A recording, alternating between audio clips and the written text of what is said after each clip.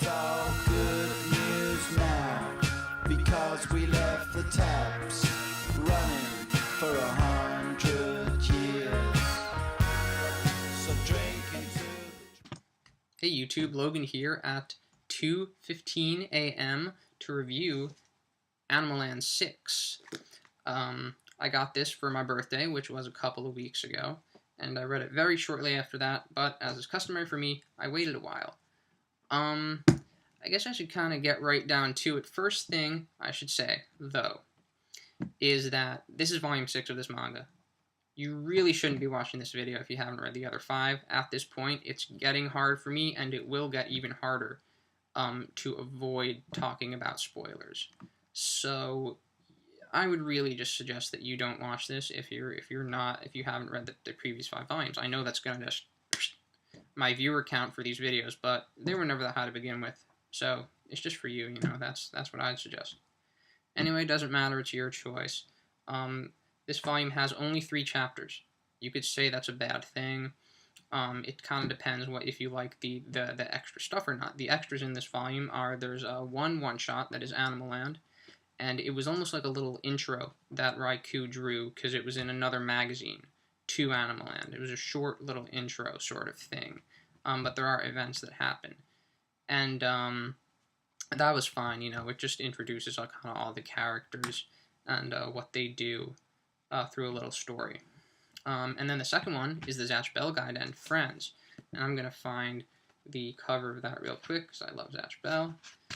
And there it is, and it was really super nice to see that Gaiden in this volume. It's a really simple little Gaiden, and it's just super nice to see Zatch Bell again, since, I'm obviously a massive fan of that. So, yeah, only 3 chapters, but that's not too bad. What was kind of bad about this volume is that there is a super fast pace to it. And this super fast pace is because, probably, that there's a lot of exposition in this volume as well. A lot of exposition. So Raikou probably just wanted to reveal important things, and he's like, oh, the characters also need to be in different settings, so I will just shove them along to those different settings so they can hear what they need to hear and then move on.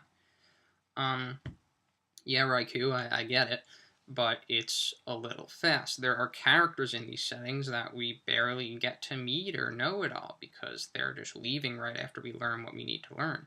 And these settings do look really cool, which is what I'd expect from Raikou, but, it's just very odd how we're just kind of shuffled along after these scenes of dialogue and these pretty pictures. I just would have liked a slower pace to make it feel more like an adventure instead of just seeing these very short little montage sequences of Tarosa and his band of merry travelers, walking through the Animal Land. By the way, merry travelers, Tarosa's traveling with 5 other people. 3 of them do not matter at all. That is a minor complaint.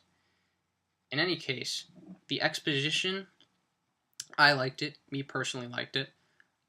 It might turn off some people. That's always what's going to happen when a work will, have one universe set up and then sort of take some leaps in that universe and go to some places. Lost did it. The Prestige does it.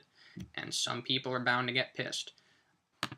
However, I don't mean to be sounding all doom and gloom or anything like that about it. This manga is still very clearly Animal Land. You will know that when you read. There's comedy in it, and there's interactions in it. It doesn't not feel like Animal Land anymore. And going along with that, just in case you did start to get distracted by all the exposition and were wondering if they were only going to start talking about that stuff from now on, there is also a really, really simple, I think 3 pages long, literally 3 pages, long flashback that really gets you back into Tarosa's goals and his whole character. It's a really wonderful little flashback that was really good of Raikou to put in just in case people thought that the manga might stray away from that. And also, I think I should say that it is still really, really fun to see the human characters in this manga interact. Whenever there's more than one human character, I guess on screen you would say, the dialogue is always done very well, and I think that's just something I should commend Raikou for. So all in all, this volume was a little rocky in the way it was being told. And that's really something that I felt, reading it. I think in hindsight, I've probably lost some of that discomfort. When you're reading it, it's just a little strange. These scene changes surprise you with how they happen so quickly. However, I think Raikou can make this right, and from what I know, it seems like he will make this right. I'm, as usual, been hearing very sterling reviews of the later points of this manga, and I believe much of it is online, not legally, right now.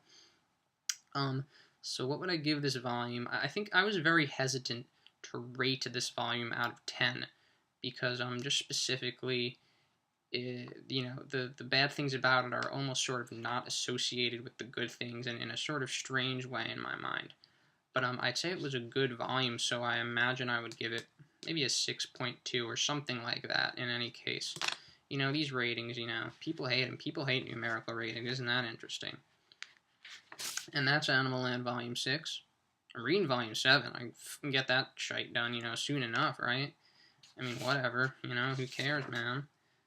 And I guess that's the freaking review. I'm super casual with this review. It's 2:15. I'm gonna be super casual. Like, that's the time for that.